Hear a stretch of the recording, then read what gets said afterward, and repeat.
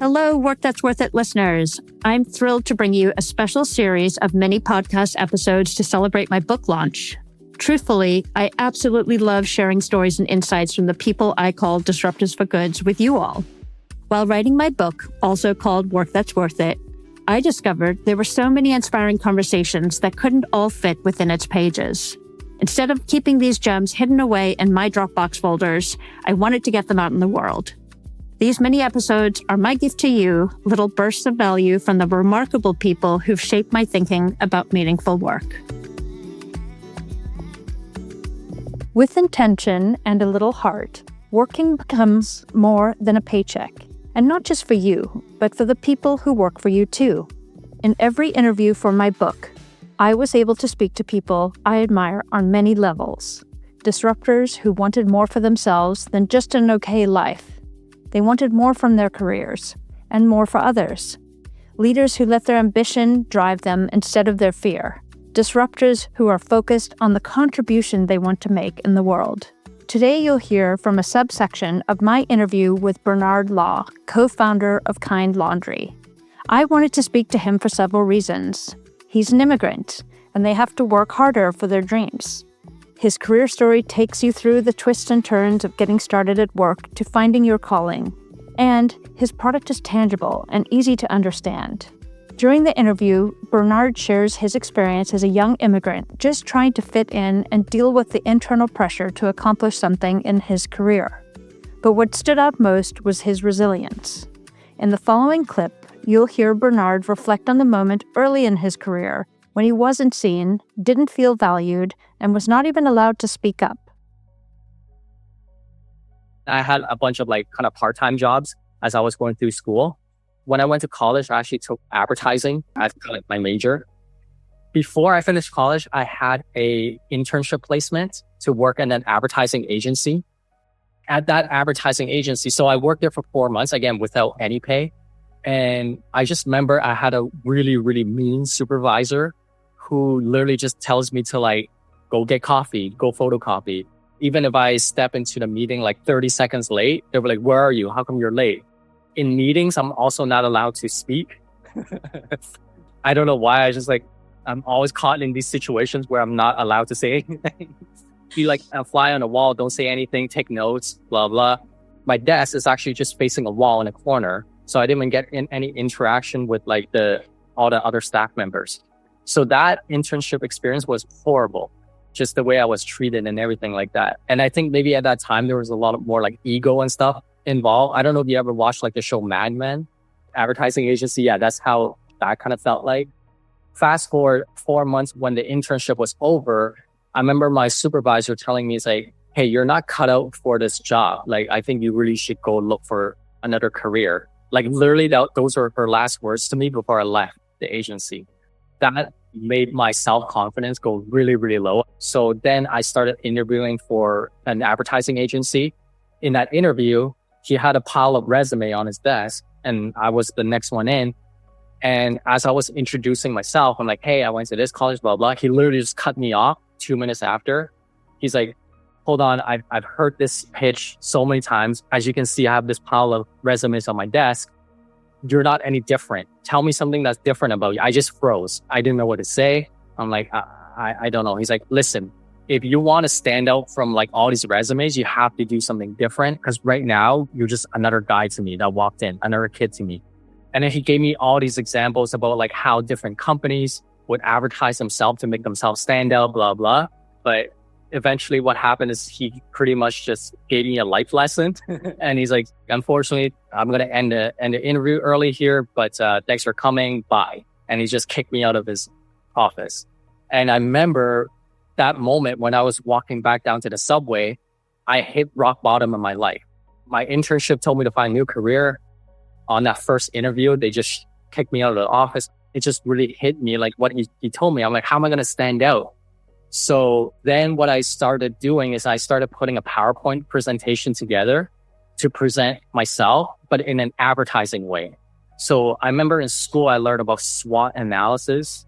So I did a SWOT analysis on myself, built this whole presentation together. On my next job interview, I handed my resume in, but I also submitted this PowerPoint presentation, this deck. And actually fast forward in the next 5 jobs that I interviewed for, I got all of them on the first shot.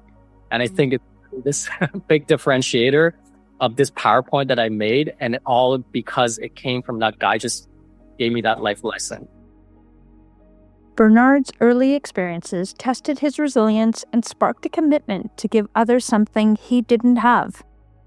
Listen to how he flipped the script to build a supportive culture where employees feel valued, empowered, and part of a larger purpose.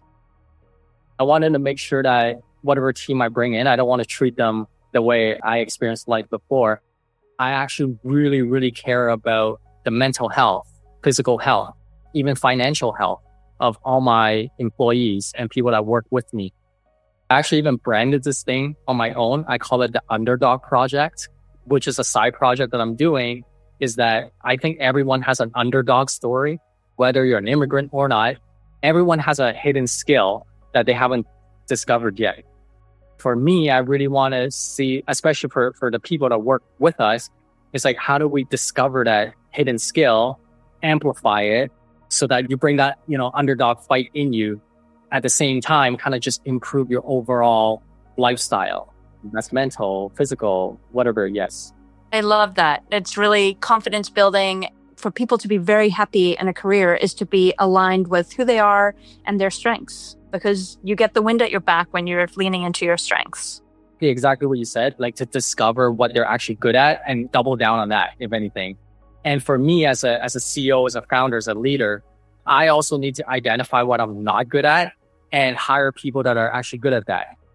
This is where a team comes in. Like, not one individual can do all the work. It requires a village, a team to execute on it and lean on each other and trust each other.